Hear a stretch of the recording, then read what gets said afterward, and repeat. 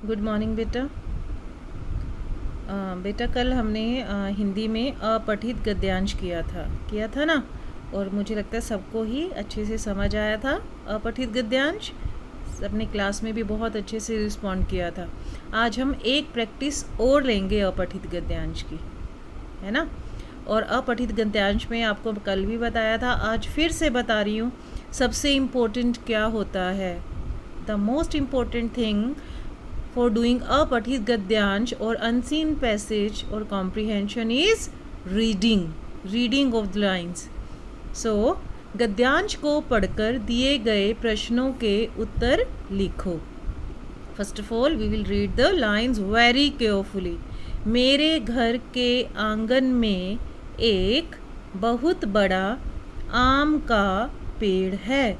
मेरे घर के आंगन में पता है आपको, आंगन वेड़ा जिसको आप बोलते हो, उसमें एक बहुत बड़ा आम का पेड़ है। और आजकल तो बहुत सारे आम आ रहे हैं। यह बहुत पुराना है, जो पेड़ है वो बहुत पुराना है, बहुत ओल्ड ट्री है। यह पेड़ मेरे दादाजी ने उगाया था। और इस पेड़ को किसने उगाया था? दादाजी ने। तभी तो वो बहुत पुराना हो गया और बहुत बिग भी है। जितना ओल्ड होगा ट्री उतना ही बिग भी होगा। इस पर बहुत मीठे व बड़े बड़े आम लगते हैं। और इस ट्री पर, मैंगो ट्री पर बहुत बिग मैंगोज लगते हैं और मैंगोज बहुत मीठे भी होते हैं। सुबह के समय इस पर मतलब पेड़ पर बहुत सारे पक्षी आकर चहचहाने लगते हैं। और आपने देखा है ना, मॉर्निंग टाइम में कितने सारे बर्ड्स इधर उधर उड़ते हुए दिखाई देते हैं, ट्रीज़ पर आकर बैठते हैं और चॉपिंग करते हैं, ची ची ची ची ची ची करते हैं ना। तो ये जो मैंगो का ट्री है मेरे आंगन में, इस पर बहुत सारे पक्षी आकर चहचहाने लगते हैं, मतलब चॉपिंग करते हैं, मतलब ची ची ची ची करते हैं।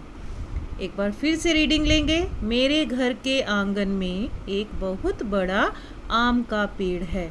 यह बहुत पुराना है। यह पेड़ मेरे दादाजी ने उगाया था। इस पर बहुत मीठे व बड़े बड़े आम लगते हैं। सुबह के समय इस पर बहुत सारे पक्षी आकर चहचहाने लगते हैं। So these are the lines, this is the passage. Now you will see the questions. आंगन में कौन सा पेड़ है? कौन सा पेड़ है आंगन में? मेरे घर के आंगन में एक बहुत बड़ा आम का पेड़ है। कौन सा पेड़ है? आम का। तो आम वर्ड को हम अंडरलाइन कर देंगे और नीचे लिख देंगे। देखो मैम ने लिखा आम। ओके। अब पेड़ किसने उगाया था? चलिए रीड करें। पेड़ किसने उगाया था? पेड़ मेरे दादाजी ने उगाया था। पेड़ किसने उगाया था? दादाजी ने। तो दादाजी को हम अंडरलाइन कर देंगे और नीचे लिख देंगे दादाजी. अब थर्ड क्वेश्चन. पेड़ पर कौन आते हैं? पेड़ पर कौन आकर बैठते हैं? चलिए देखें।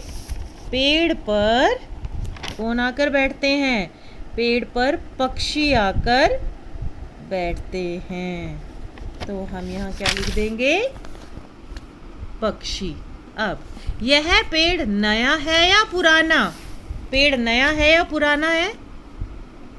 पेड़ पुराना है।